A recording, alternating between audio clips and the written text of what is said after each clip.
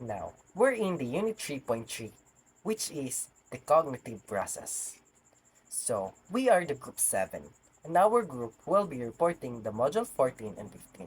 But first, I will be reporting the Module 14, which is the Constructivism, Knowledge Construction slash Concept Learning. For introduction, behaviorism and cognitive psychology are two approaches to learning. Behaviorism focuses on observable behavior, focusing on the connection between stimulus and response, and emphasizes reinforcement. It views learning as a change in behavior influenced by experiences, neglecting mental or internal aspects. On the other hand, cognitive psychology emphasizes internal processes focusing on learners' active experiences, information search, and problem solving. The quote feeling the pill is more associated with behaviorism, where teacher is dominated by the teacher, while lightning the fire is more associated with cognitive psychology, which emphasizes the importance of exploration and discovery. That's why constructivism is more associated with cognitive psychology, because constructivism focuses on knowledge construction, generating insights and enlightenment. Both approaches have different versions reflecting the diversity of learning approaches and perspective. So there are two views of constructivism. The first one is the individual constructivism and the second one is the social constructivism. But first, I will explain what is individual constructivism. Individual constructivism is also called cognitive constructivism. It emphasizes individual internal connection of knowledge. It is largely based on Piaget's theory, also known as the cognitive development theory. Proponents of this type choose child-centered and discovery learning.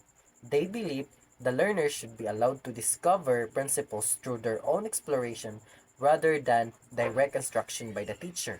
So, in individual constructivism, as a future educator, you need to allow your student to explore on their own rather than direct instruction by them.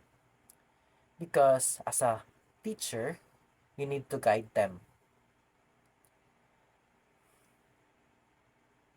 So that's why individual constructivism is very important in the field of education, because by this individual constructivism, you should know how to handle students by allowing them to explore on their own.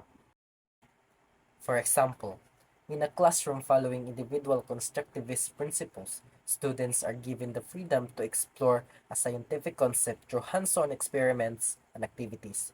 For instance, in a physics class, students are provided with the materials to build a simple machines like pulleys and lever. Through this process, students construct their understanding of physics principle by actively engaging with the materials and discovery the relationship between force and motion of their own. The teacher acts as a facilitator. So as a future educator, we act as a facilitator, guiding students' inquiries and reflection rather than directly instructing them on the concept. So that's why it, so that's why individual constructivism is we need to apply this in the near future. So we will go on in social constructivism. So what is social constructivism? Social constructivism views emphasize that knowledge exists in a social context and initially shared with others instead of being presented slowly in the mind of an individual. It is based on Vygotsky theory. Here, construction of knowledge is shared by two or more people. According to social constructivists, the opportunity to interact and share among learners help to shape and refine their ideas. Knowledge construction become social, not individual.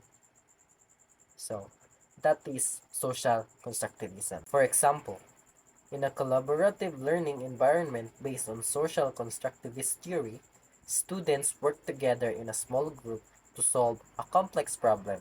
For example, in a history class studying a significant event like the American Revolution, students are divided into groups and tasks with researching different aspects of revolution. Each group member brings their unique perspective and findings to the table, and through discussion and debates, they collectively construct a comprehensive understanding of the cause, consequences, and significance of the American Revolution. The interaction and changes among group members enrich their learning experiences and contribute to the collective construction of knowledge.